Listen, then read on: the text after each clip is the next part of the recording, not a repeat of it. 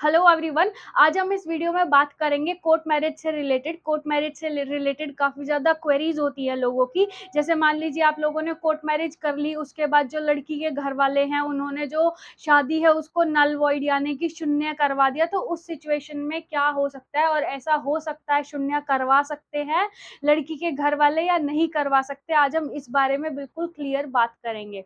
सबसे पहले हम बात करते हैं कि मान लीजिए आपने जो शादी करी है वो आपने बिल्कुल लीगल तरीके से करी है। लीगल तरह से शादी करने का मतलब होता है कि आपने प्रॉपर जो रिचुअल्स होते हैं, अगर आपने हिंदू मैरिज करी है तो हिंदूज़ के जो रिचुअल्स होते हैं जैसे कि 7 फेरे लेना या फिर जो भी रिचुअल्स एक तरह से करे जाते हैं वो सारे रिचुअल्स फॉलो करते हुए आपने जो शादी है वो रजिस्टर कराई है कोर्ट के अंदर। एक ये तरीका होता है। अगर आपकी मुस्लिम है तो मुस्लिम के हिसाब से, क्रिश्चियन है तो क्रिश्चियन से इसका ही, अगर क्रिश्चियन है तो क्रिश्चियन के हिसाब से। अगर आपने धर्म अनुसार शादी कर बाद में रजिस्टर करवाया है या फिर आर्य समाज में आपने शादी करी है तो वो एक लीगल मैरिज होती है।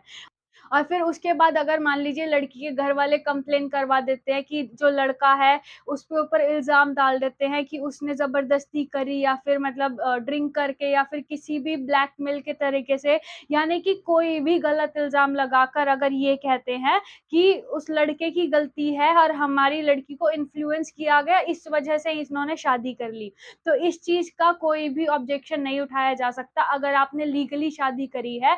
क्योंकि जब हम लीगली शादी करते हैं, चाहे वो आर्य समाज में हो, चाहे आप रजिस्ट्रेशन करा रहे हो, किसी भी तरह से आप शादी कर रहे हो, कोर्ट के अंदर आपके साइन करवाए जाते हैं, बाकायदा वहाँ पे स्टेटमेंट लिया जाता है, उसको नोटरी करवाया जाता है एफिडेविट को, कि जो लड़का है और जो लड़की है उनका कंसेंट बिल्कुल फ्री है और जो लड़की है वो अपनी मर्जी से शादी कर रही है। इस चीज़ के लिए बिल्कुल आपके पास विटनेस भी होता है, क्योंकि वहाँ पे विटनेस भी खड़े किए जाते हैं कि जो शादी हो रही है वो कोई भी ज़ोर ज़बरदस्ती से नहीं करवाई जा रही, कोई भी दबाव नहीं है लड़की के ऊपर, उन्होंने बिल्कुल फ्री विल से शादी करी है।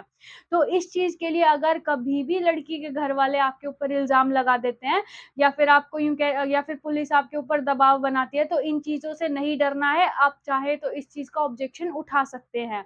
अब जो लड़की के घर वाले हैं फिर भी किसी वकील को हायर करते हैं कि जो शादी है वो गलती हो गई लड़की से, या फिर कुछ भी बोलकर एक शून्यनामा बनवा लेते हैं, यानी कि एक एफिडेविट बनवा लेते हैं जिसपे शादी को शून्य करार किया जाता है और लड़की के ऊपर दबाव बनाते हैं कि नहीं तुम बोलो कि ज़बरदस्ती शादी करवाई गई है।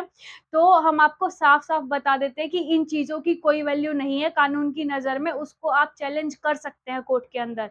जो उन्होंने वो शून्यनामा बनवाया है उसकी ज़ीरो वैल्यू है, क्योंकि कोई भी शादी, कोई भी ऐसे एफिडेविट बनवा के शून्य नहीं करवाई जा सकती, क्योंकि आपकी एक लीगली मैरिज हुई है।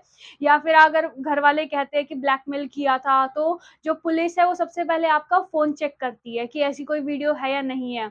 अगर आपने ऐसा कुछ भी नहीं किया था तो फिर आपकी जो शादी है वो वैलिड होगी, चाहे आपने कोर्ट मैरिज में रजिस्टर करवाई या फिर आपने आर्य समाज में शादी करी। अगर आपने ब्लैकमेल किया है तो फिर, या फिर मान लीजिए ऐसा कुछ पाया जाता है फ़ोन के अंदर, या फिर ऐसा पता चलता है कि सही में दबाव बनाया गया था, तो उस चीज़ से तो आपको कोई नहीं बचा सकता। वो चीज़ एक तरह से गलत है। लेकिन अगर आपकी लीगली मैरिज हुई है, तो आप उन चीज़ों से बच सकते हैं। और मान लीजिए फिर भी लड़की की जो घरवाले हैं, वो उसकी दूसरी शादी करवा देते हैं, फिर उसके बच्चे हो जाते हैं, फिर कुछ भी एक्स-वाई-ज़ेड वो करवाते हैं, तो वो जो सेकंड पर्सन है उसकी कभी भी लीगल वाइफ़ नहीं मानी जाएगी, क्योंकि वो जो शादी है वो कभी शून्य करवाई ही नहीं गई थी। शून्य इस तरह से करार नहीं होती जब तक वो लीगली डाइवोर्स नहीं होता।